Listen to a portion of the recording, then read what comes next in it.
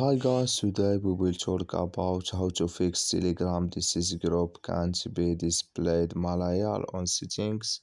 We will click here on settings, then we come here to settings window and we will go down. We will click here on apps, then we come here to apps window and we will go down to looking for Telegram app here, and this is window, and we will just go down and we will click here on Telegram. Then we come here to this is window here, like you say.